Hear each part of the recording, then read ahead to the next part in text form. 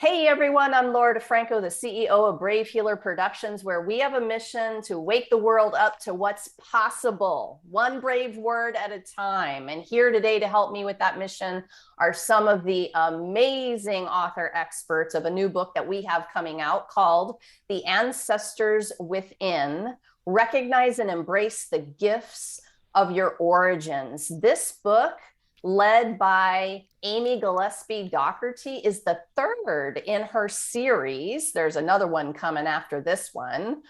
And you get ready, you guys, to learn everything you didn't know about ancestral healing. Like, what if there is something you haven't learned yet that could change everything?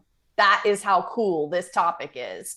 I have some of the amazing authors with me here today. Amanda DiCarlo is the visionary of Breath Dance, where they inspire breath and movement for wholeness. Megan Kepsel is the author of Listening to the Voices of Our Ancestors. My Grammie is a genealogist. Is that the whole title, Megan? No, those are two books. Oh, got it. Okay. All right. I'm going to do that again. Listening to the voices of our ancestors. And my Grammie is a genealogist. She's also the founder of a travel business helping people connect with their ancestors. And I have Misa Hopkins with me.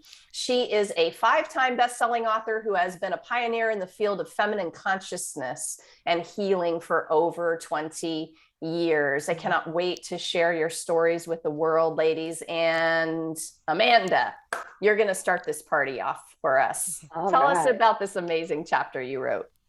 All right. My chapter is chapter 10 in our collaborative book, and it's Wheels of Change. And it is a journey through the medicine wheel, working with the elements to connect with your ancestors through breath, through fire, through water, and through our internal wisdom. And it's an elemental template for clarity in your life.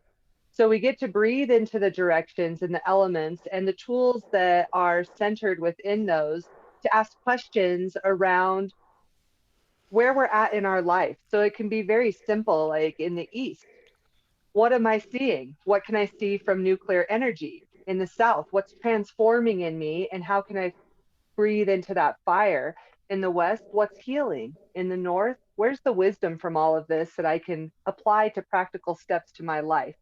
So it's really just breaking down this big concept into simple questions so that you can use it for anything, your work, your family, your garden, like whatever it is that you got going on in your life. But it ties you into the roots of the original recipe: earth, air, fire, water, bound by spirit.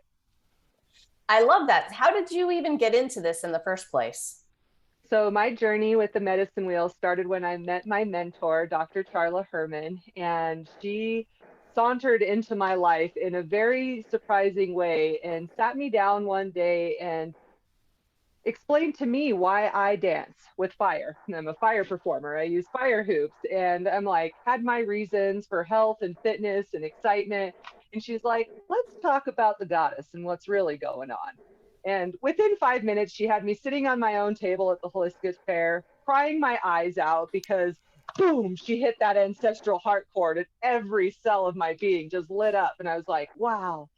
So I met her then. About a year later, she invited me to be part of a 7-year apprenticeship with her as part of the Daughters of the Dawn Star, where I got to study the 7 sacred rites. And the meat and potatoes of our work together was the medicine wheel and journeying each season every year for 7 years. So the solstices and the equinoxes, and working with the medicine wheel were my personal work with myself and with her for 7 years. And that was almost 9 years ago now. So you don't often get to meet a fire hoop dancer in one's lifetime. Like, are you actively performing? What's up with that? I haven't been active in my performance for, well, since the pandemic rolled around. I was performing pretty regularly before then. My last actual performance was a online Facebook Live community thing we did when I lived in Cheyenne still, and I got to perform then. But I was performing with artists like Jalon Crossland, who's an amazing banjoist and old-timey producer in Wyoming from 10 Sleep, and I performed at different festivals like the Shamanic Booms and stuff like that that were happening in the Front Range area. So I did a lot at the Spin Summit festivals, Flow Arts festivals, and a lot of photography with it. So if you dig into my Facebook, you go back far enough, you'll see some pretty awesome fire pictures. That is so very cool. Thank you. And thank all of you for saying yes to this project. Thank you for really sharing your heart out loud for the world to, read and feel. You all are warriors in my book just for saying yes to this and being willing to be vulnerable in the sharing. This book is so powerful in terms of the storytelling that you're all offering, but also the practical tools, giving our readers an experience with these different things that have transformed your life that we know will transform lives. So I thank you all for that so much. So Megan, you're next up. Tell us about your amazing chapter. All right. Well, my chapter is chapter 2, and it's a mouthful, but it's an ancestral call to keep the memories alive, lighting the flame of ancestral destiny. So my story actually starts in 4th grade when I was called by my ancestors to become a writer about ancestors. And of course, at that time, 4th grade, everyone looks at you like you're crazy. So I just kind of set it aside and forgot about it. Years later, um, my whole story, my whole calling in life, I really owe to my ancestors because they saw in me something I didn't see in myself. And so they just set up the little serendipitous and synchronistic kind of things until I could finally start hearing the voices of my ancestors. And through there, I became interested in genealogy and I was meditating. And it was really interesting how suddenly, like, the floodgates opened and my ancestors are like, I'm here, I'm here, I'm here. And so my chapter is about finding that calling and how do you connect with your ancestors. And it just um, resonates with me so much to have my ancestors in my life. And the tool that I have is meditation that I love. Whenever I meditate, I love meditating with my ancestors and inviting them in. So it's helping other people to connect with their ancestors and getting those messages because our ancestors know us better than we know ourselves. We have their DNA, we have their memories, we have their hidden talents, and it's just a matter of listening to them and helping us find ourselves. So that's my story, my journey, and it's just been really wonderful and just ever changing and new things coming in. So it's been a real joy. Megan, do you find it necessary to call in specific ancestors, or when you are meditating with them, calling them in to help you, is it more of a general ask? Hey, any ancestor that wants to help me, I'm calling you in now. Or, hey, Grandma DeFranco, can you please come and help me out with this? What's your process like that there? So for me, I leave it open-ended. I mean, sometimes you go in kind of hoping that somebody will come in, but I've come to realize that it's much more successful if I just leave it open-ended because I don't know who has a message for me at that time. And, maybe, you know, Grandma Reilly or Grandma Stygian or whatever is, not available at that time. So this way I can just open it up and whoever has that message. And it's really interesting too, because sometimes it goes back generations and generations and generations. I've never even met these people. And so if I just leave it open to whoever, I can meet such interesting people. And, it's just fun, you know, feeling their personalities, feeling their message, hearing their message, and just seeing where it comes about. I ask these questions for myself, but also our viewers who, might be at beginning stages of things, really even on the healing journey alone, let alone ancestral healing, which I know opened up my eyes to a lot of possibility in terms of the healing journey. But a while ago, I stopped being worried that my questions were stupid because, it's like, I don't know. I've never done this before. Do I think of a person? Do I think of it generally? And I think there's just magic to be had in learning more and more about this. It's been amazing for me. So I ask you guys these questions because I know that you're in it so much every day. Sometimes we forget those basic things that people are a little too afraid to ask or a little kind of wondering about that. Did you ever have somebody come to you, Megan, and you realized who it was? Yes, and it seems like they do make themselves known. And so one of the most interesting, and the reason I decided to start my travel business, is because this ancient um, ancestress was there, and it was just so cool because I could tell she was very revered by the people around her. And she had this stark white hair, lovely blue eyes, but she was the one that encouraged me to come back to Scotland because she was Scottish, and come back to Scotland and reconnect with my roots and bring people so that they can also connect with their ancestors.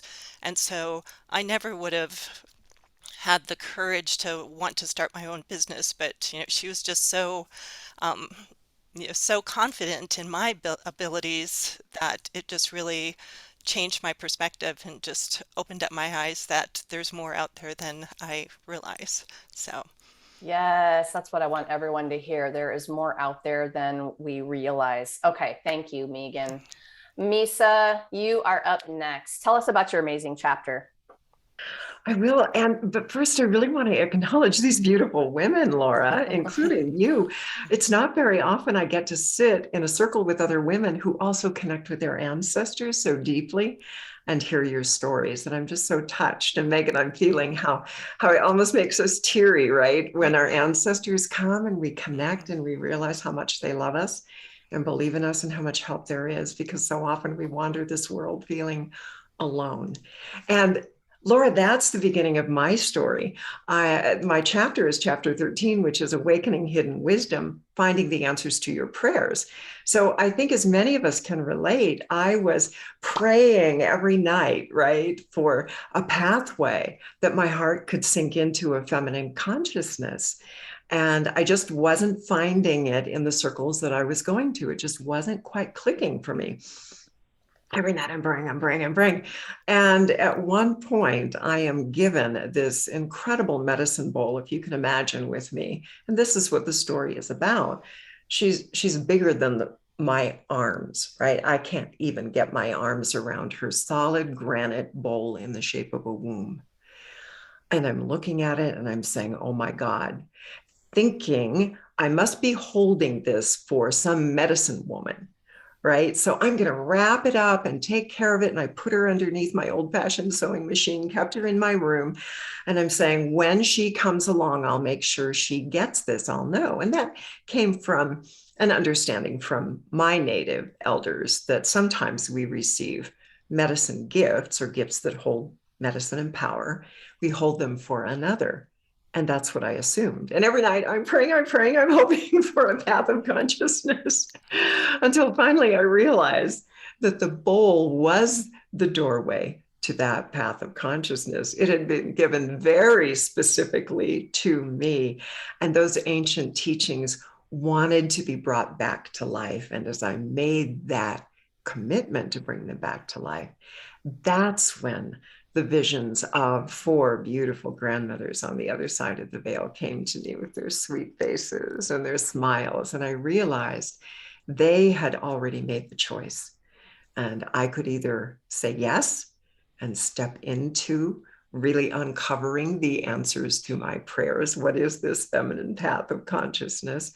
Or I could say no, and I would be loved regardless of my choice. And I said yes.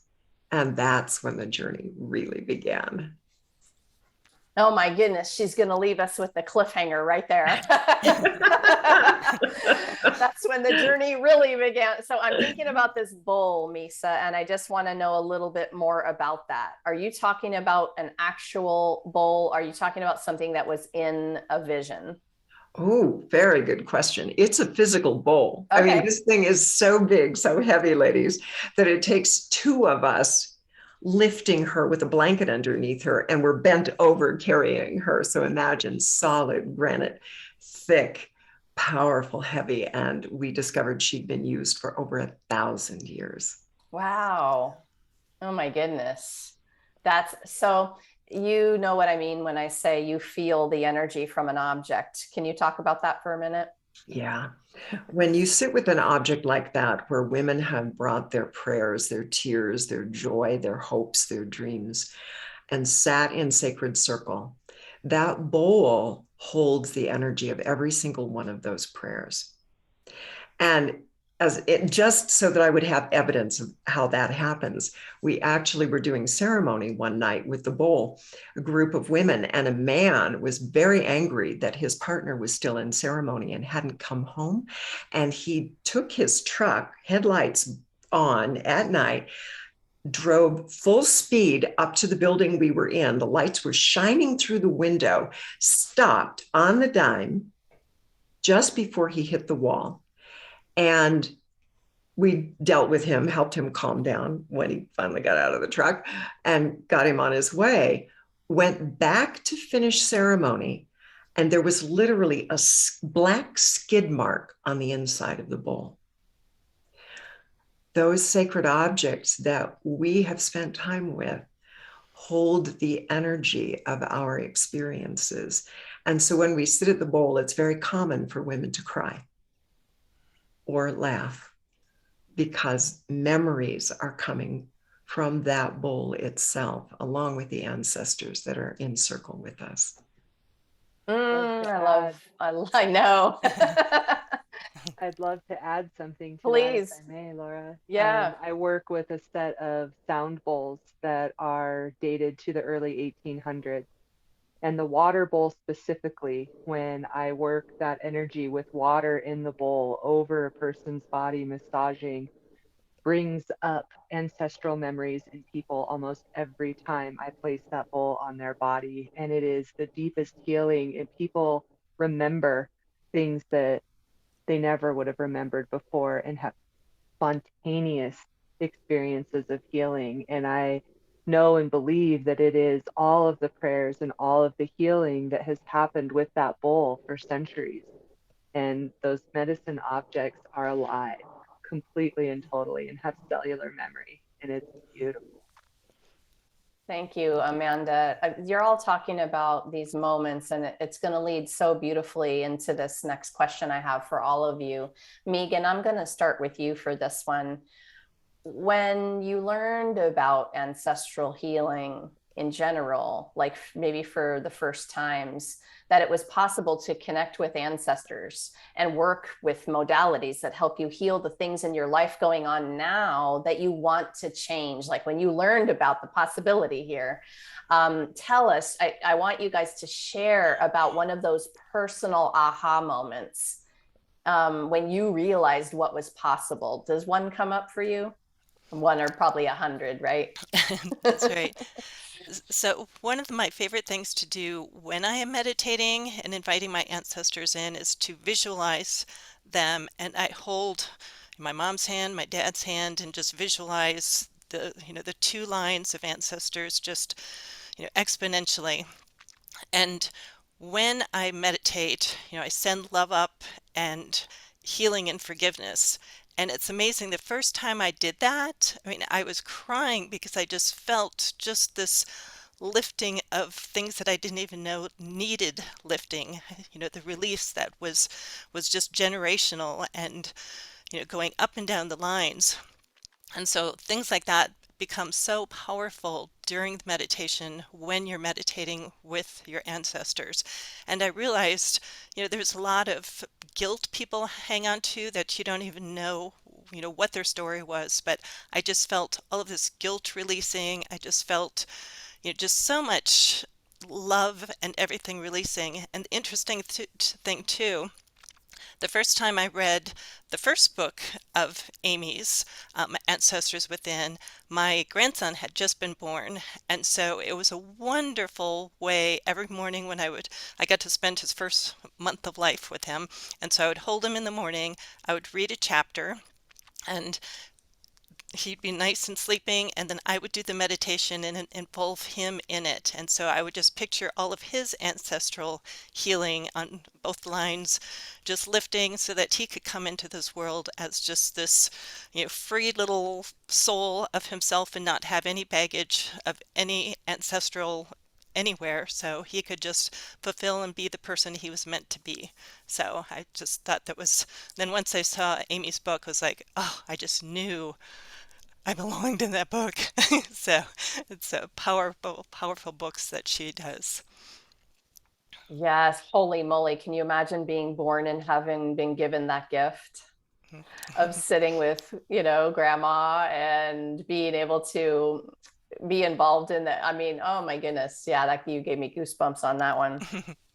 Amazing.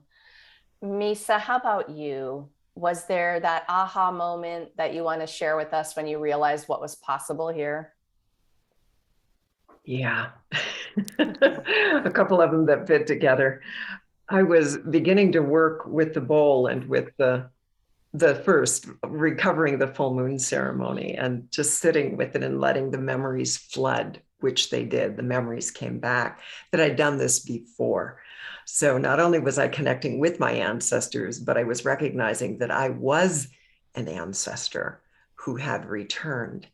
And my husband and I were on vacation, and I was very, very relaxed in great space, waking up in the morning, beautiful tropical setting, just one of those places where you sink in and you're with the mother and you're with the planet. And I feel this little thing, a little tap, tap, tap on the top of my head. And somebody's drawing a full moon, or excuse me, a crescent moon on my head. And I'm like, what the heck is that? Who's tapping on my head?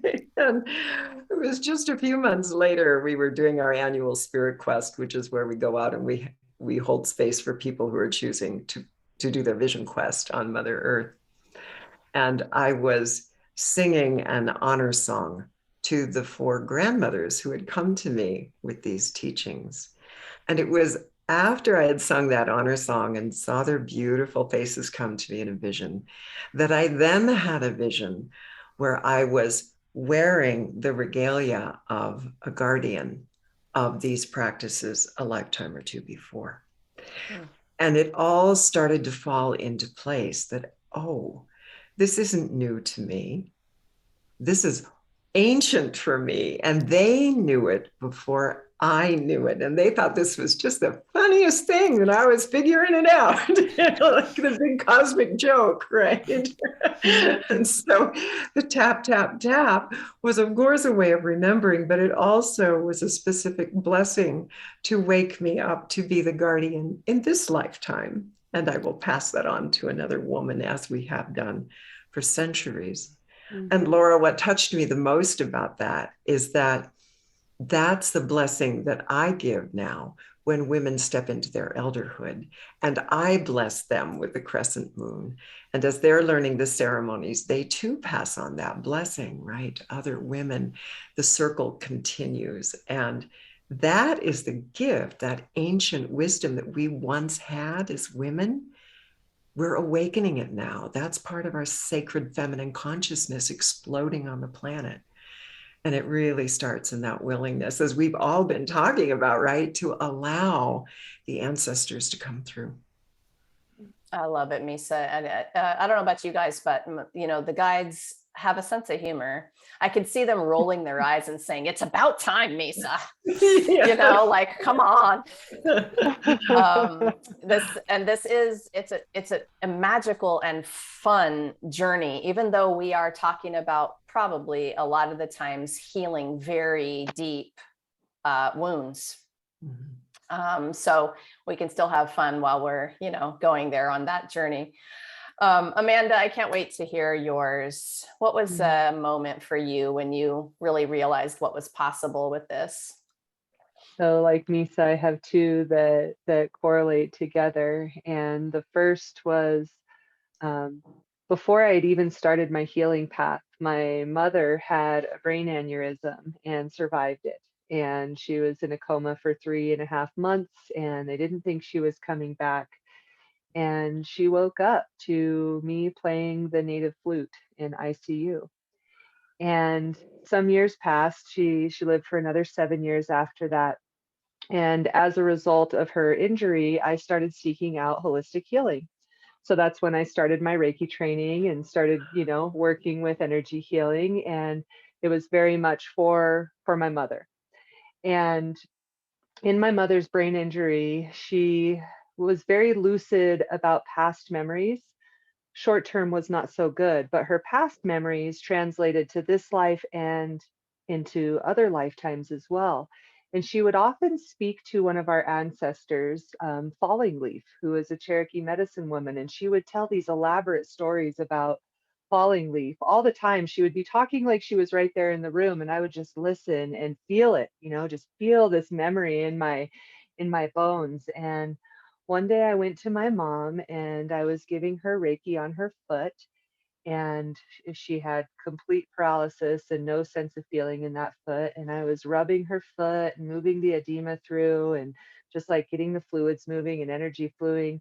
And my mom woke up from her nap and she's like, "Are you touching my foot?" I was like, "Well, yeah, mom, can you feel it?" And she was like, "I can feel it."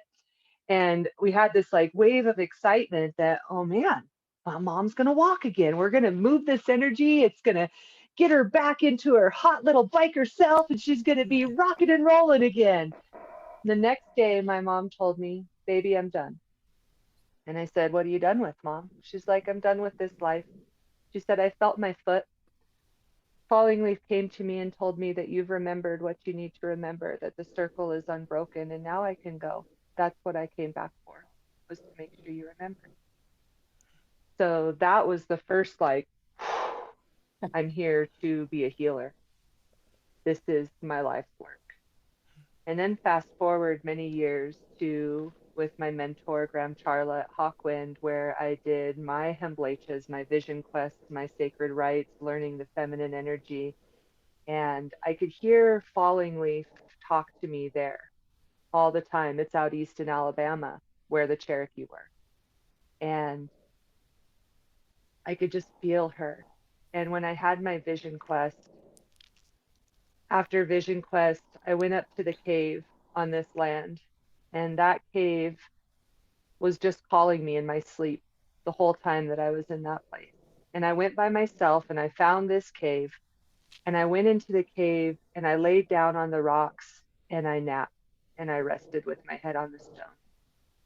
And I saw Falling Leaf and I saw Painted Arrow and Standing Blossom Woman, who were women, elders, ancestors of the Cherokee and Chickamauga. And Falling Leaf brought me to that cave, and these women were the women that held the children safe for the 1890 Trail of Tears. And this cave is where they hid those children. And in that moment, I knew my mission was not just to be a healer, but it was to hold space for the next 7 generations to remember their freedom, their innocence, through dance, through movement, through breath. And the next day I went back down the hill and was talking with the elders, and I didn't know it was happening. And Graham Charla presented me with my naming ceremony that day. And that was after I met Standing Blossom in the cave. And she presented me with the name Wanyan Sagya Litqueen, which is Standing Blossom Woman, and told me that my job was to hold space for the children. And those moments were so intrinsically connected, but so many years apart. And it's no doubt in my soul that those circles are constantly concentric, constantly connecting through our ancestors. And if I had any doubt before that, I sure don't now, because that was as real as anything that I've experienced in my life. Thank you for sharing. You all can tell that these women are also really brilliant storytellers. And thank you all for helping me, feel. I think so. Feeling is healing. And part of what you're doing is you're helping us, giving us permission to feel everything. Right. And when we feel everything, we get to feel anything. We get to feel it all. We get to feel all the good stuff too, because I know a lot of people are in a lot of pain and suffering. Feeling is part of this journey for me, and ancestral healing has helped me feel things I didn't even know about that too much before meeting Amy. So for me, it was the honor was to read all of your chapters and listen to stories like Amanda's and Misa and Megan and be like, oh, okay. Now I have an understanding that can take me a step further. Maybe there's this missing link here. And I think anytime you give somebody that option, you open up their whole world. You all, the three of you, have different and probably multiple things that you include in your daily practice of this awareness that we're talking about. And what I was hoping for, let's start with you, Misa, is if you would offer one, okay, I know you have a lot, but one simple foundational part of your practice. And let's think of our listeners, our viewers today, an easy one that they could just step on the path with. What's one of yours? For me, that's really simple. And thank you, grandmothers, for helping me get there. They came to me one morning and they said, if you could do one thing, Misa, one thing that would make a difference on this planet, what would you do? And I said, I would teach people to hold. And what holding means within the practices that they gave me, holding means being in compassion with what is. And it's really a place that's beyond empathy. Empathy is our gut response, right? When Amanda was feeling her experience, I felt it with her. When Megan was feeling her experience, I felt it with her. That's empathy. That's good stuff. And what happens if we've been traumatized is that we get really good at feeling empathy for the pain, and then it kind of stops there, right? And then we're caught in a pain loop and we can't figure out how to get out. Holding in true feminine consciousness, in yin consciousness, holds everything in love and compassion, the same way a mother loves her child, even when he just did something he probably shouldn't have done. The love doesn't stop. The love continues. The lessons are learned, but the love continues. So holding holds our shame, holds our pain, our sorrow, our joy, our potential, who we know we really are at our core, our capacity to love. It holds it all. And when we as women and men allow ourselves to experience a broader concept beyond our empathy, our capacity to love, even if love feels like a weird concept to us, we don't know what that is yet, simply the intention to know what it is enough to open the door. And that is holding a dream, holding a vision, holding a greater potential in reality, and allowing ourselves to be guided step by step, including through those gifts from our ancestors, into what it is that is next for us to experience, so that our capacity to be fully present to life is there, and with a lot less pain and a whole lot more joy. So for me, it's an invitation to experience true compassion and what that yin and feminine energy really can be. That, Misa, thank you. If you guys see me looking down ever, it's because I'm scribbling notes. I'm scribbling your quotes. Even just the intention to know what love is, starting with the intention. I loved that piece. Thank you. Okay, Amanda, tell us your version of this. What's one of the practices that you think would be simple, foundational, that our listeners could benefit from? Yeah. On a very simple level, start your day with warm water and lemon to get things moving so you can feel, and then find intentional movement and intentional breath, whatever that looks like.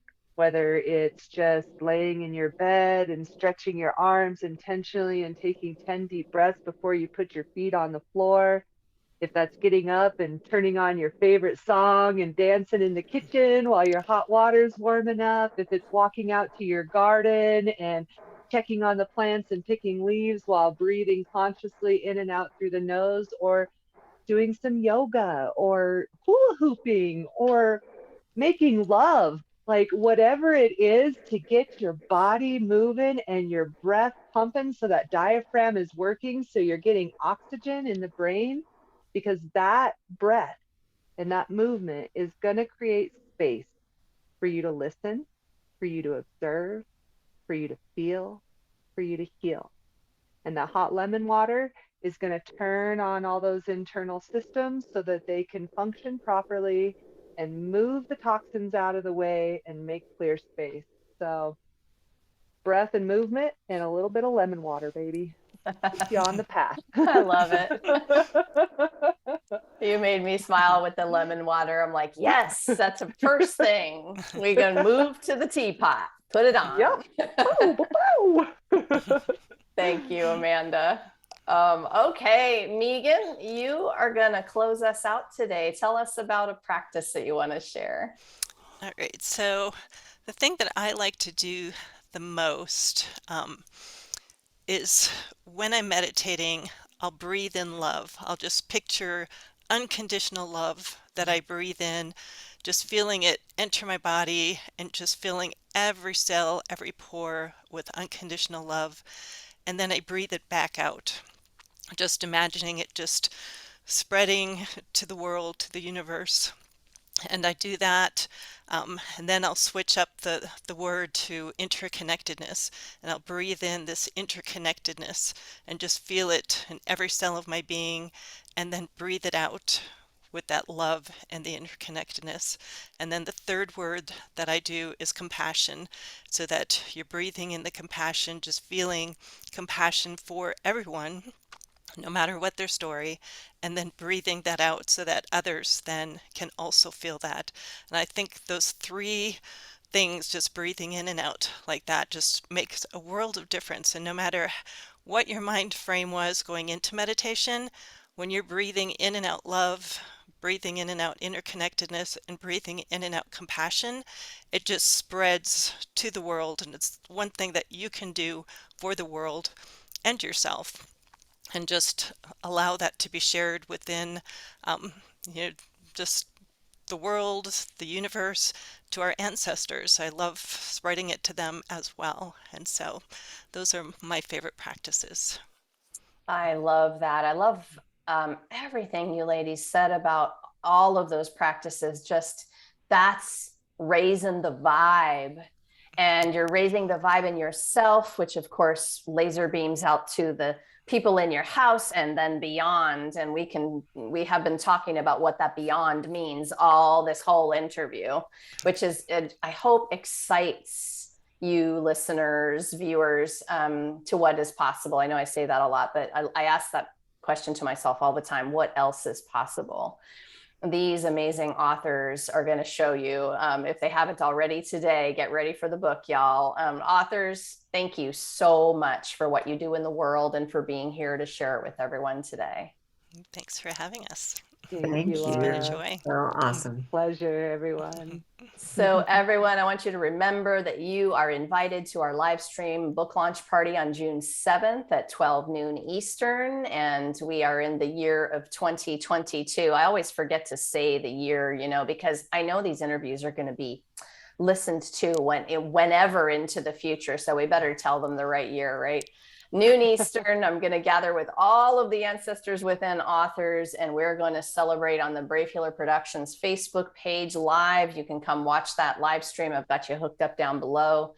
If something that one of these authors said today really gave you the goosebumps, really resonated, please drop down into those notes, because I have them all hooked up with their websites. take the next step, go explore what they are up to, because they are up to some awesomeness.